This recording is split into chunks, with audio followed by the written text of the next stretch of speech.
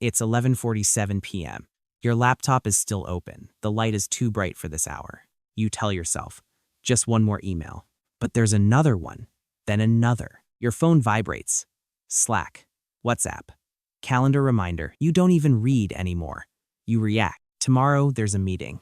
You don't need to impress anyone. You just don't want to mess up, so you keep going. You've said this before. After tonight, I'll rest. But you said that yesterday too?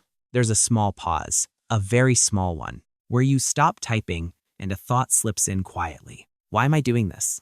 You don't answer it. You go back to work. Because somehow, working feels easier than stopping. And that's the part no one really talks about. You're not lazy. You don't avoid responsibility. If anything, you're the one people rely on. The one who always replies. The one who fixes things before they become problems. The one who says, I'll handle it. Even when no one asked you to, people trust you. They come to you when things get messy. And you like that. Or at least, you think you do. Because it feels good to be needed. But there's something else underneath. You don't just want to do well. You want to avoid disappointing anyone. So you stay sharp, available, ready, all the time. And if you're honest, it's not that you love working. It's that slowing down feels slightly uncomfortable.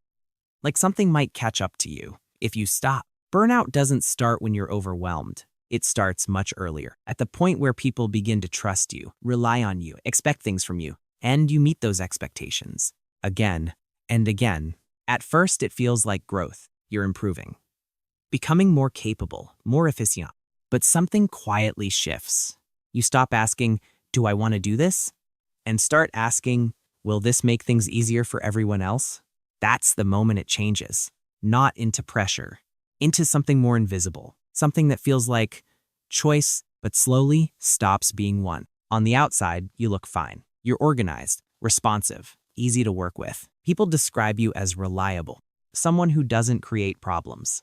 But inside, it feels different. There's a quiet pressure that never fully goes away, a constant sense that you should be doing something, even when you're not. And this is where it gets strange. You sit down to rest, and within minutes, your mind starts scanning. Did you forget something? Did you reply to that message? Should you check? Just in case?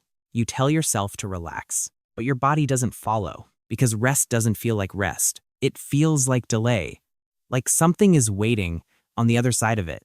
And if you stay still for too long, it might catch up to you. So you get up and go back to doing something again. Your brain isn't just reacting to workload. It's reacting to something more subtle, something most people don't even notice. The possibility of being judged, of being seen as not enough.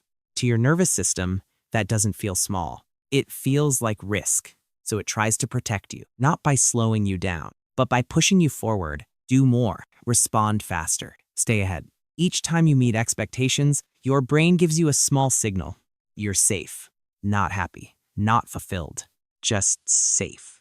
And that distinction matters because safety feels quiet, temporary. It fades quickly, so you chase it again. Through the next task, the next message, without realizing you're no longer working to achieve something. You're working to avoid losing something. You wake up. First thing you do, check your phone. Not because you have to, but because you don't want to miss anything. An email, a message, a small update, something that might need you. You see a message from your boss. You reply immediately. Not because it's urgent, but because waiting feels worse, even though it could wait. You tell yourself it's just easier this way. You volunteer before being asked. Say yes before thinking it through. Take on one more task, then another. You don't pause to ask if you have space. You just adjust. Again and again.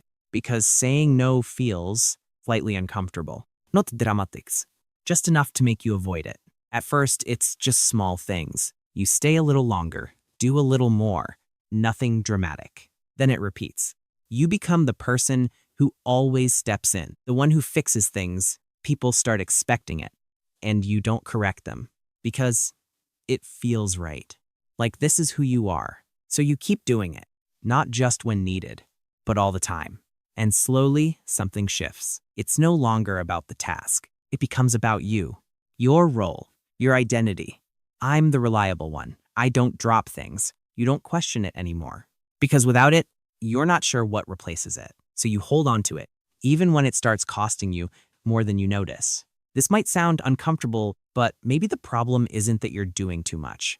Maybe it's that you don't know how to exist when you're not doing anything. Silence feels strange. Rest feels undeserved. You sit still and something inside starts to itch. Not panic, just a quiet tension that builds if you ignore it. So you reach for something, a task, a message, anything, because being busy feels better than feeling that. And over time, you stop noticing the difference.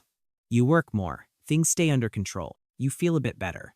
Then it fades, so you push again. It becomes a loop. Work relief tension work. Nothing dramatic, just constant. You start to notice it, how your mind never really switches off, how rest doesn't reset you anymore. It just pauses the cycle. And the moment you step back in, everything resumes exactly where it left off. You tell yourself you'll slow down, but when the moment comes, you don't. Because something in you doesn't trust what happens if you stop. That's the part that's hard to explain. You're aware of it, but not enough to break it. So you keep going, not because you want to, but because stopping feels strangely unfamiliar and a little empty. So you choose the pressure again. Maybe it didn't start at work. Maybe it started much earlier, when being good meant being easy, not causing trouble, not needing too much. You learned quickly what gets approval, what keeps things calm. You adjusted, said yes more often, stayed quiet when needed. And when you did things right, you were noticed, not always with words, but with a shift in tone, a softer response. That was enough. So you learned to stay that version of yourself. So you kept doing it without realizing you were building a rule. I am valued when I do things right. And that rule stayed. It followed you into school, into work, into every room where you felt the need to be enough. And the world doesn't question it. It rewards it. People who move fast, respond quickly, don't complain. You're seen as efficient, dépendable, a high performer. It sounds like success. And in many ways, it is. But there's a quiet trade-off that rarely gets mentioned. No one asks how much of yourself you had to leave behind to keep that image. Because from the outside, everything still looks fine. You're doing well, you're functioning, so no one looks closer. Not even you. You're not burned out because you're weak. You're burned out because you've become too good at being who everyone else needs. And somewhere along the way, you stopped being who you need. That's the part that gets lost. Not your energy, not your discipline, but your connection to yourself. Burnout isn't just exhaustion. It's what happens when you keep showing up without yourself. This isn't a flaw. It's a pattern you learned for a reason. It helped you stay accepted, stay safe. It worked. That's why it stayed. But what once protected you is now exhausting you. And the hard part is, you're still using it, like you don't have another option, like this is just who you are. But it isn't fixed. It's familiar. And familiar can feel like truth, even when it's not helping you anymore.